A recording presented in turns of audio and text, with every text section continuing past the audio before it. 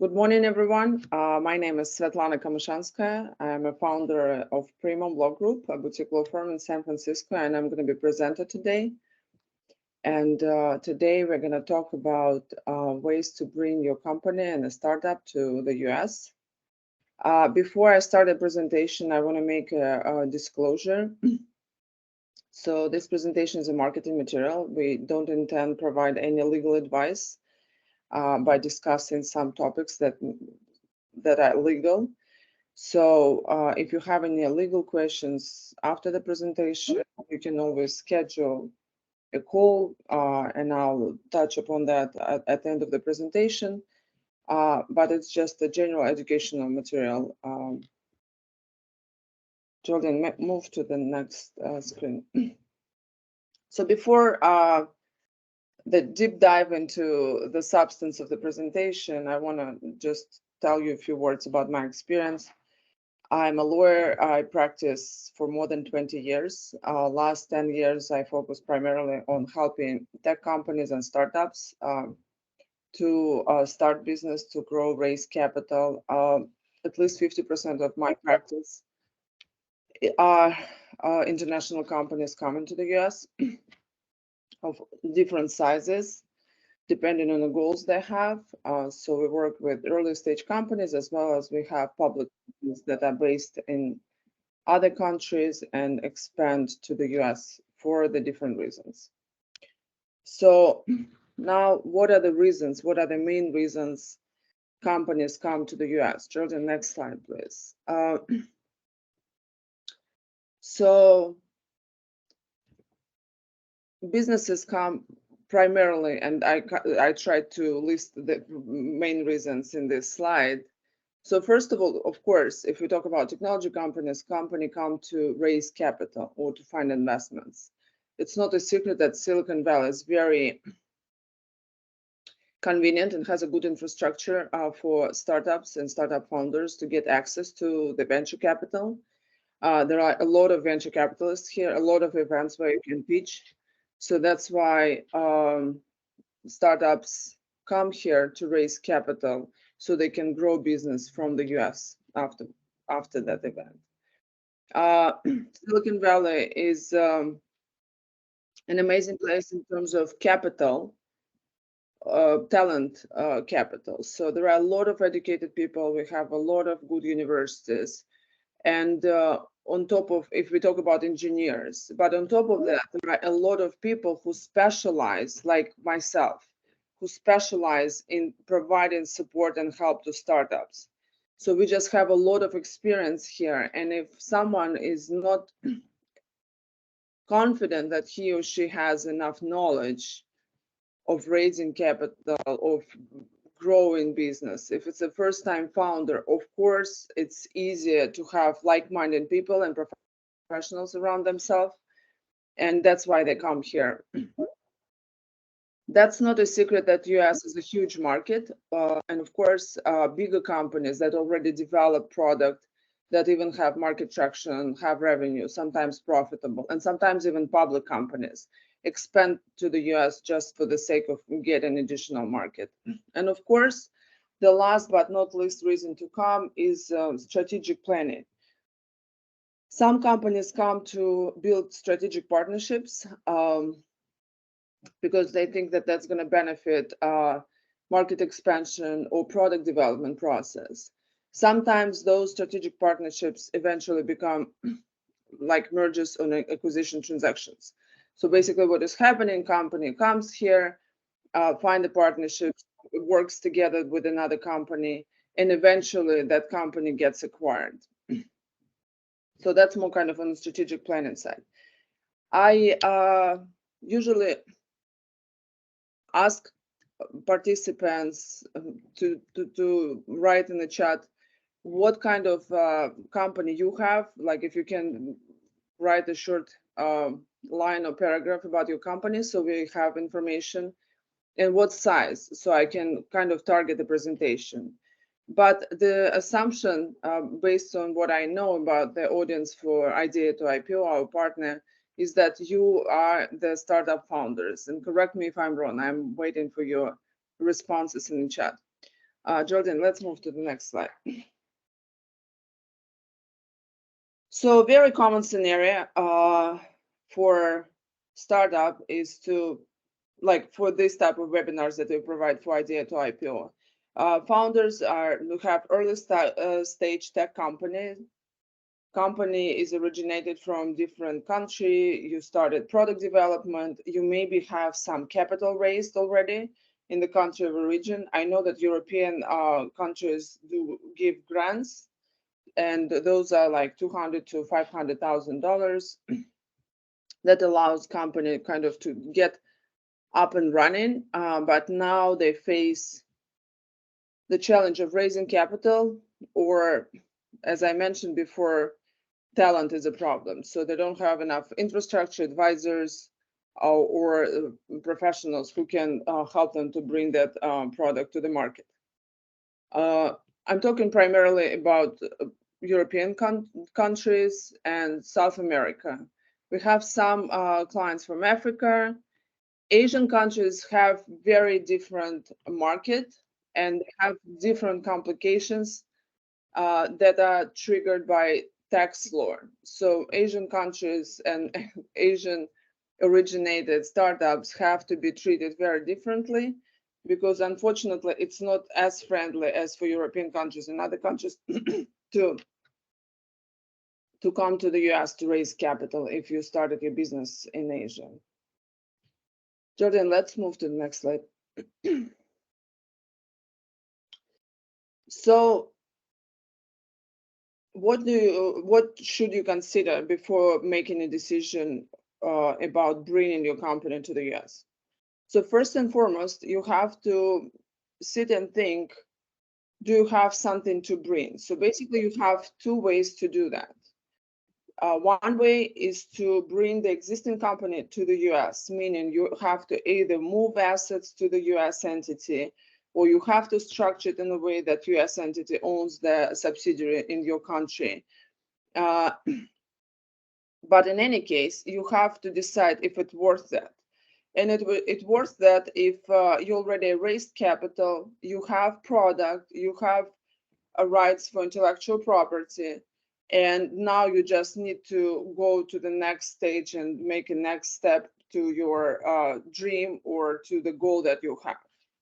Another scenario is that you don't have anything yet, or you just started to develop product by yourself.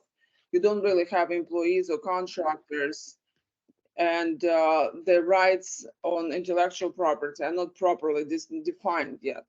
In this case, maybe it doesn't work to do something in your country, but you would rather go to the US, set up the entity, and organize that from the get-go in a way how it's going to be acceptable and more convenient for investors.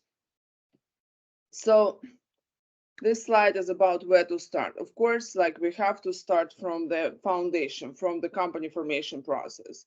And when we talk about company formation, we talk about the US entity at this point, right? So that's why I kind of started.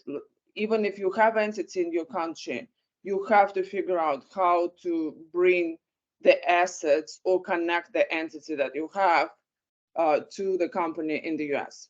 So the two typical ways to do that is to set up the US-based entity, or to bring the headquarter to the US, and that headquarter is going to own your company. So it's going to be full subsidiary of the US entity.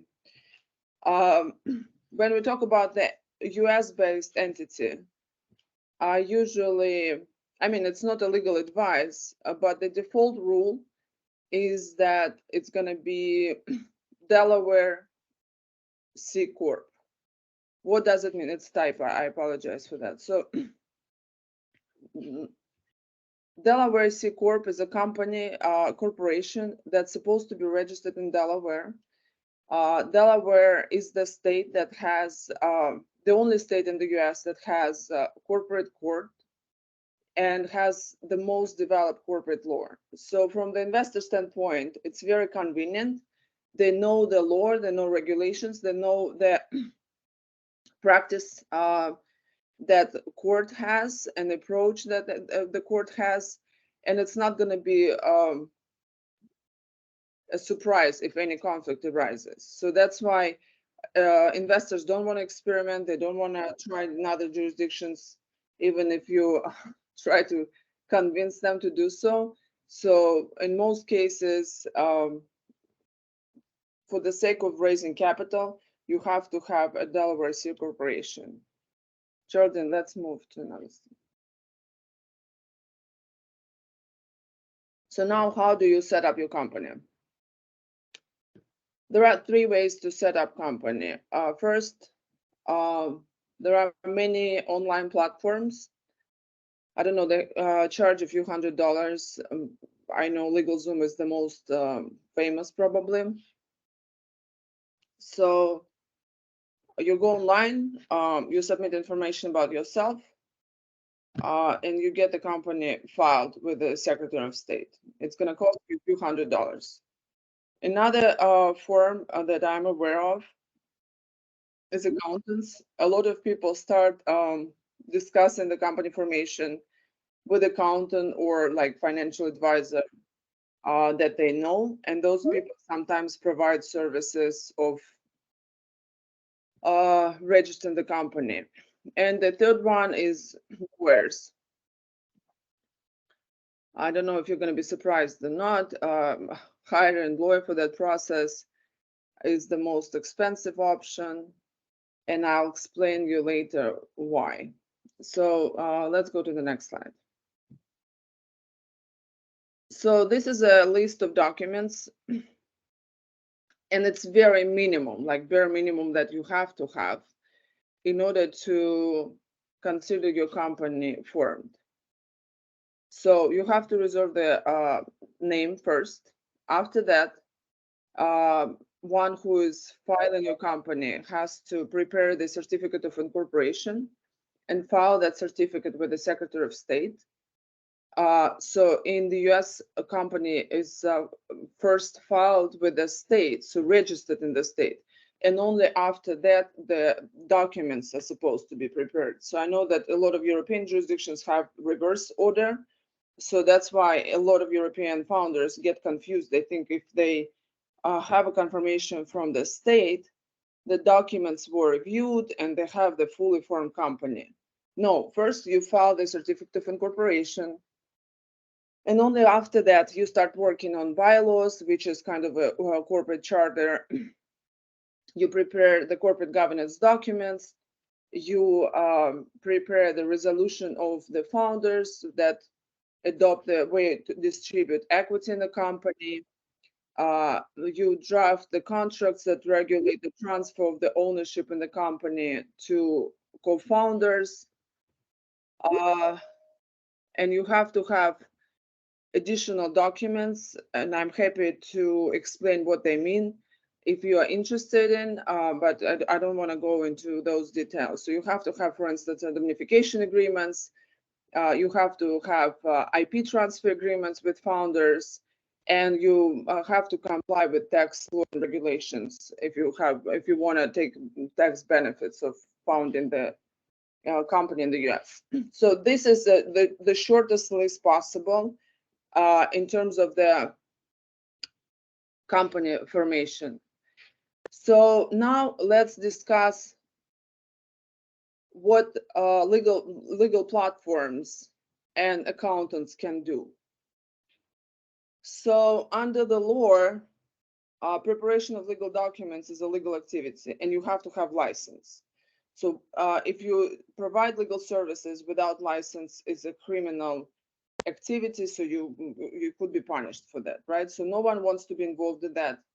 And filling the forms is not considered to be illegal activities. So basically what accountants and legal platforms can do, they can fill out the forms.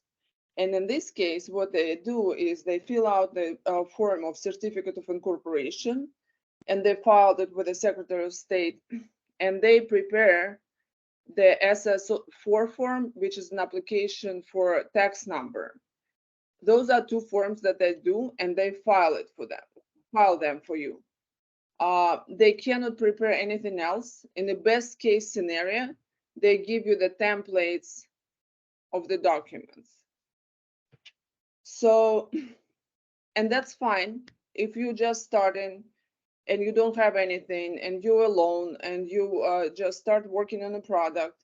That's better to have something than nothing. So for some startups, it's a good solution.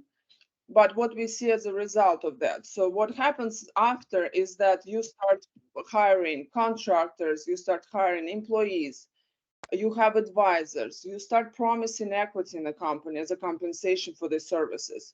So you start doing a lot of things that you don't have basis for. And we see those startups later when they start raising capital.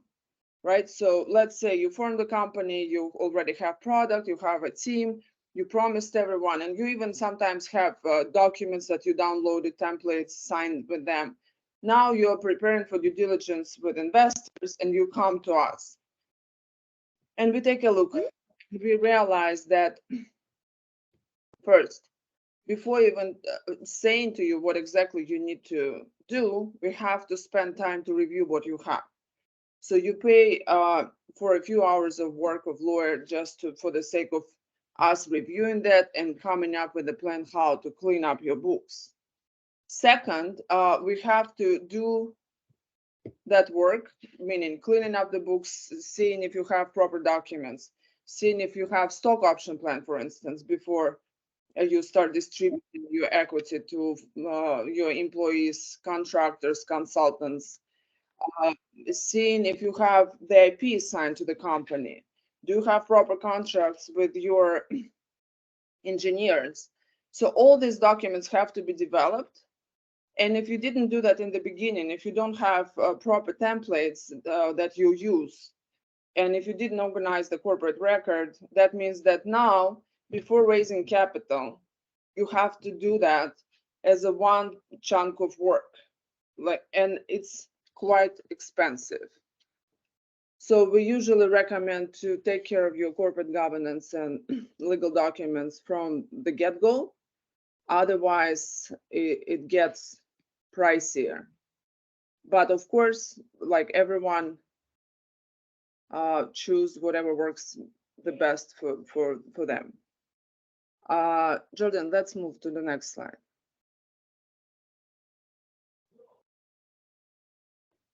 I touched upon this. So we have company information checklist. If that checklist basically will provide you an opportunity to check what exactly you have and do you have everything you need. That checklist we are happy to give you for free. Just email us. You have an information about the email here. It's info@primumlaw.com. And on the subject line, just write company information checklist, and we are happy to send you. Let's move to the next slide.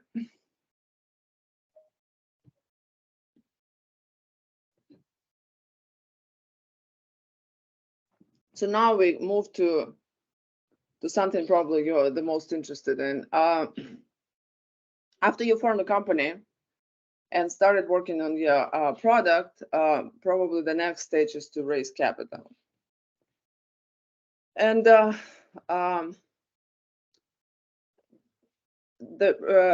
capital raising process could be complicated if you don't have an experience of doing so, right? And today I want to touch a little bit of everything. So I don't want to focus just on the legal side of the process, which I'll discuss, of course, but I want to just give an overview of that.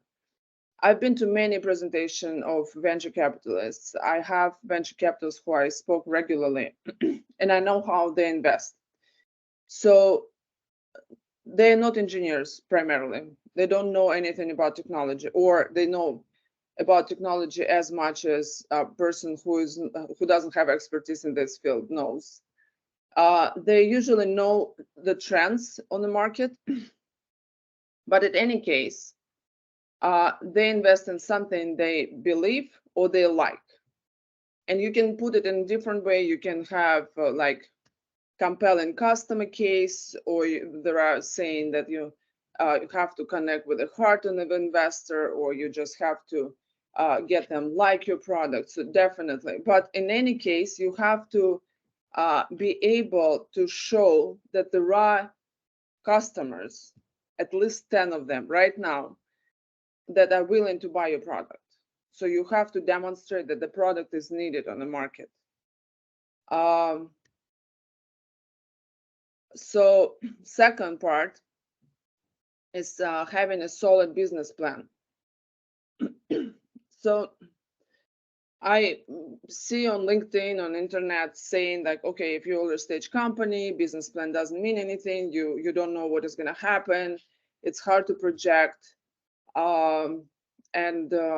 So it's just a waste of time and money to have that business plan. And I disagree with that.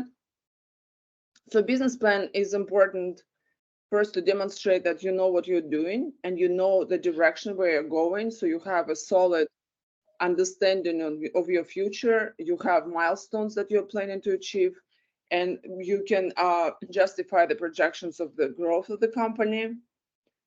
But that business plan is important for you as well. So when you raise capital, you have to have the clear understanding. It's the last point here. So you have to have an understanding of the amount of money that you want to raise, right? And that amount has to be justified. So you have to be able to explain that you're raising that because you need to hire more employees, you have to have that many engineers, you have to have a marketing department, etc. So and the runway is, let's say, 18 months. And during that period, you achieve these milestones. So you have to have that understanding, because in most cases, investors would not release the full amount they committed in one chunk. So they would split it in installments. And in order to get installments, you would need to achieve milestones. If you don't have plan, if you don't have projections, it's possible that you have a contract and commitment from investor that you don't get the full amount of investments just because you never achieved the milestone that you promised. So business plan, it's not just for investors, it's for you as well. So next, you have to have compelling pitch deck. So pitch deck is a document that you prepare, you share with investors, you show when you present. That's one part of the process. The second part is you have to be able to present it effectively. So having perfect pitch deck that someone prepared for you is not sufficient. You have to be able to present that pitch deck and have very compelling story that you tell to investors during the presentation. There are many professionals that help startups to prepare the pitch deck and practice presentation. The results that companies have with those professionals are better than having it on your own and trying to figure out it by yourself. So we usually highly recommend to engage the professional who can help in that process. So again, we have capital ready checklist that will just give you more information about what exactly you need to have. And you can just check with what you have. In fact, it's free. Send us an email with capital ready checklist as a subject line, and we'll send it back to you. Jordan, let's move to the next slide.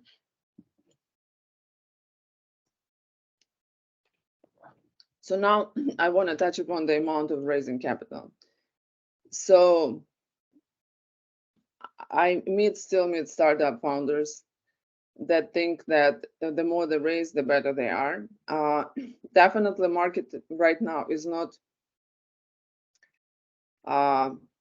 as good as it was 2 years ago. Definitely, it triggers some concerns on founders' side. People are anxious, not as confident as they used to be. and therefore they try to raise as much as possible. But if you have a commitment from investor for the big amount of money to invest, is it really a success? So I want to break it down into two parts. So when you get a term sheet from investor, you have definitely the amount of money that they offer to invest into your company. But they put into that term sheet the valuation that they offer. So they put basically a price tag on your company, and they add additional terms that are going to be a part of the transaction. And those terms, as I mentioned before, usually are milestones or kind of achievements that you have to get to in order to get the next installment of the investment. And if you don't know how to do that, or if you don't feel that you can make it, you have to negotiate. So you should not perceive the success or like the quality of the term sheet that you got from the perspective of the amount. So milestones, achievements, amount, how much runway you get, and valuation. And valuation is also important. And it's nice to hear that company is worth more than you maybe thought of. But it's important to understand that in the next round, it has to be round up, meaning that valuation has to go up. And you have to achieve as much as it would be necessary to justify the high valuation. If you start with high valuation, it's going to be hard to grow. And if you cannot grow, you wouldn't get this next round. So that's why it's very strategic how you should look at the term sheet, not just from the perspective of the amount, but take it as a whole and see the consequences of not complying with the term sheet. If you have any questions on that topic, just chat, write in the chat and I'll respond. Jordan, move to the next slide.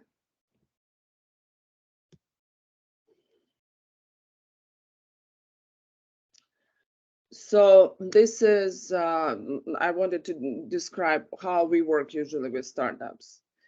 So as I mentioned in the beginning of presentation, we specialize in helping tech companies and startups kind of to grow and achieve their goals. So we have Primum proven process is a process how we approach communication with a client and potential client and how we think we can bring the most value. So usually we start with understanding the case or situation that you are in. So we review the documents that you have.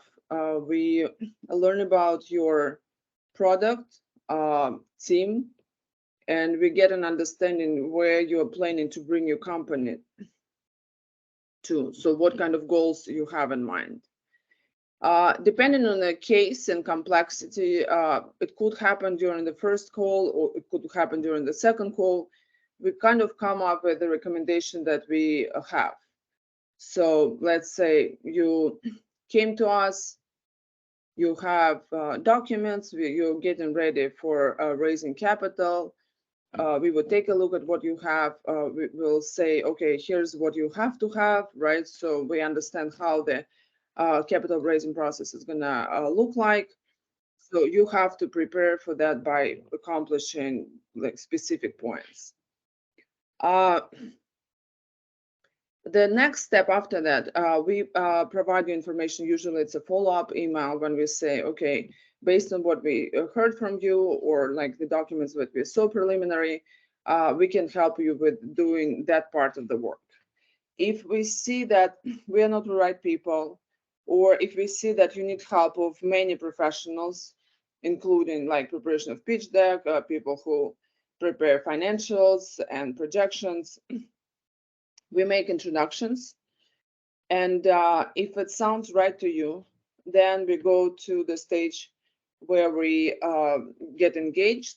We sign the engagement letter, we take care of formalities, you upload all documents that you have. So we have your corporate record available, and we start working with that. So meaning that we review diligently all documents that you have, propose very detailed plan with projections on the cost that it's gonna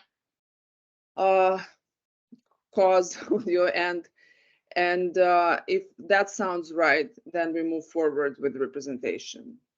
So in any case, our goal is to help you.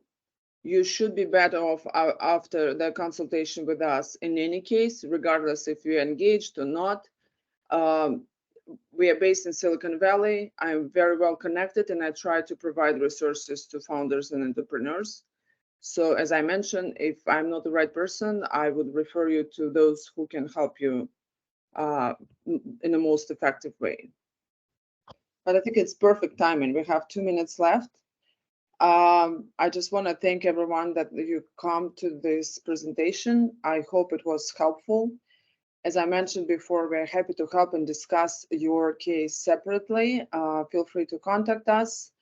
If you want to get lists like those free resources that we develop for startups, so you can be better prepared. Those are a checklist for company formation, so you can review if you have everything you need to have after you form the company with an online platform or an accountant or someone else helped you. And we have capital ready checklist that gives you an idea of what exactly you need to have in order to be ready for due diligence with investors. Gloria just posted the email. It's info@primumlaw.com, and feel free to contact us. Thank you very much for participation.